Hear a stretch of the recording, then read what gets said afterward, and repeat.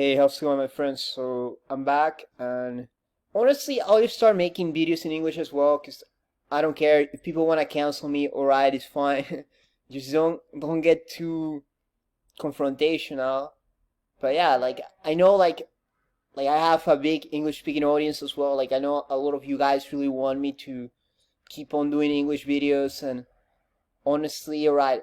I mean, I'll do it. You know what I mean? But I know like the fans are very passionate and anyway, guys, so The Dreamer is an Italian independent film by Italian director Bernardo Bertolucci and Scottish screenwriter Gilbert Adair. The Dreamer's adaptation of Gilbert Adair's novel The Holy Innocents, itself based on the film and novel Les Enfants Terribles by Jean Coucou and by the film by Jean-Pierre Melville, Les Enfants Terribles. The main stars are Michael Peter as Matthew, Eva Green as Isabelle, and Louis Garrel as Theo. Isabelle and Theo are twins who live together and have a quasi-romantic relationship, so almost romantic. The twins befriend an American student called Matthew, and Matthew is an American who travels to France to learn French and becomes involved with the Cinématique Française. It's this place where they have a lot of films. And the Cinématique is where Matthew starts learning about French film. And the Cinématique is this place, it's an archive where they have a lot of films and they just show it to the public. And it has a relevancy with 1968, where the whole student riots happened, and a lot of you guys, if you're familiar with the Stone Roses, they sing about this. And I think it's definitely on their self-titled album, The Stone Roses, in Bye Bye Batman, where they the music video is about this topic as well. But so Matthew, an American who visits Paris to learn French, decides to join the Cinématique. Therefore, he meets a brother and sister duo, Isabelle and Theo. And also, if it's Cinématique or Cinématique, I'm gonna improve it for next video. The second part, I'm gonna get the pronunciation 100% and just figuring it out right now. So both invite him over. The twins have a conversation with Matthew and their parents. The conversation starts with geometrical figures and ends with a discussion of the Vietnam War. And this is very interesting, and honestly, guys, this is the type of film that I'll have to review in the future again, but this time with more knowledge about the references, the films, the Vietnam War, the role that France had, the role the US had.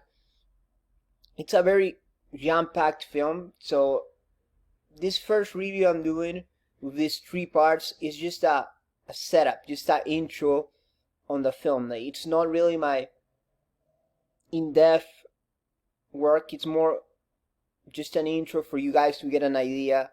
Obviously, it's a highly recommended film, but it's just for you guys to have a feeling of it, and also because I know some Italian fans, I want to start reviewing more Italian content, maybe Italian American content as well, with like Mangies, Gas Nevada, and all these other great Italian bands. Some of them sing in English, some in Italian. I just wanted to start working on that material, so just to bring the Italian audience in, and yeah, because I like them, so I wanted to join as well. So so what sets The Dreamer apart from the film is a very bookish or connoisseur type of film. And this is what I've been saying, guys. It's just it's loaded with references, it's loaded with info. And I just want to say, apparently, the Vietnam War, as far as I know, it started with French involvement. And I think this is what they call Indochine. And then it became more of an American deal later on. So it's a long history of that conflict and war. So I'm obviously not doing it justice right now in this review because it's just a preview, just an intro. But in the future, I'm definitely gonna get more into all these details. I didn't know the Vietnam War was playing a role in here, because I thought it was just a student riot, but I didn't know the Vietnam War also played a role. So that's interesting. I wasn't aware of that at first when I watched it. So I watched it a while back, just briefly. Like I wasn't taking notes or anything, but I didn't see that part. What's the during that part? Bertolucci makes reference to many classic films, the most important being Jean-Luc Godard's Bande Apart. It's a complex film. However, there's a scene where the protagonist runs inside a museum, the main characters. So here, Matthew, Theo, and Isabelle try to beat the record. It's a very nice homage to the discussion. So this is the plus important part of the film where they just go to a museum, try to beat the record, they beat it. And I like that Matthew was afraid to do it because he says he could get in trouble as an American in Paris, and made that law will be harsher towards him. But like it was just like really nice activity they do, and just being a bit of action because most of the film it's more thinking oriented. And they also brought up Buster Keaton and Charlie Chaplin, and I think both of these reference at this point, like I can't say, oh, Charlie Chaplin is more funny or Buster Keaton, because I haven't really seen their films. You know, I'm familiar with them. I know I studied World War II. I know Charlie Chaplin did some parodies of you know who, but it's just at this point I can't comment specifically on that because dialogue. So the dialogue in the film is handled by Gilbert Adair, and I like to know also the French-Scottish connection because I'm seeing a lot of this whole French-Scottish. Like I was listening to Orange Juice today, to Joseph K, and those guys were signed to the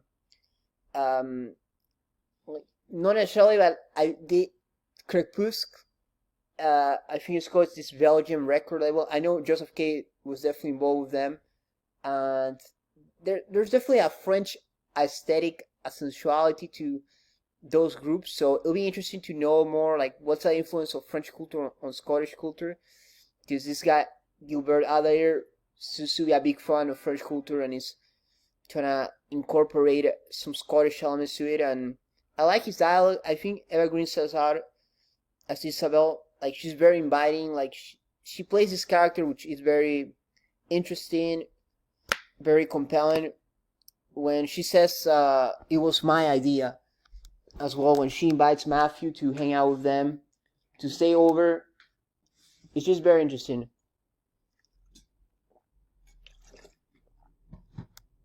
So then acting. In terms of acting, I feel Eva Green again steals the show, and even though this is her first acting role, I felt she was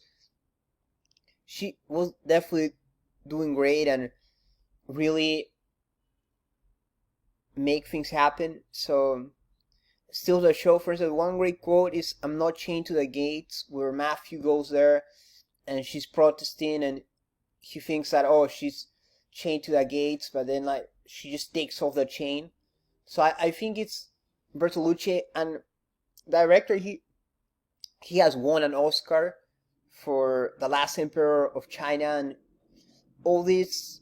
He made this very, very successful film, so he's very accomplished.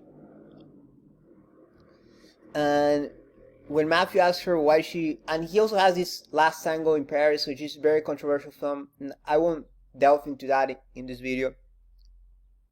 Maybe in the future I'll check it out.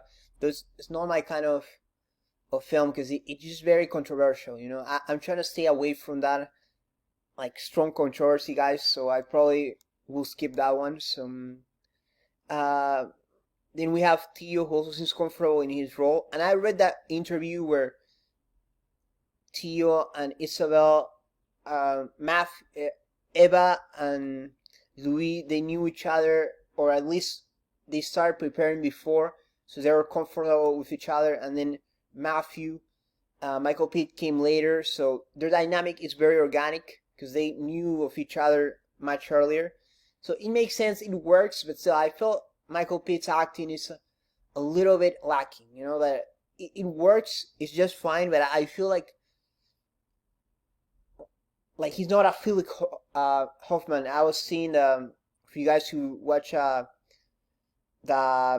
Tom Ripley film, like he just steals the show. You know, like when he's there and His outfit is also very cool, the newsboy cap, and his acting is very touch-not. I feel here with Michael Pitt, like he does well, but just fine. I wrote it. He's too shy at times. We mentioned his performance not as strong. He's sometimes hesitant. I know this is part of the character, but as I said, Phil Hoffman, like he went there and he was also in Europe with Italian actors, and even then he steals the show. So, but I liked Michael's interpretation. Honestly, it's inspirational. Like I he's inspired some of my writings, and this film has inspired my writing. So definitely, I think he does a good job. The setting is in Paris. The Paris is that we see is 1960s Paris, and we have these beautiful gardens. We will have towers and buildings.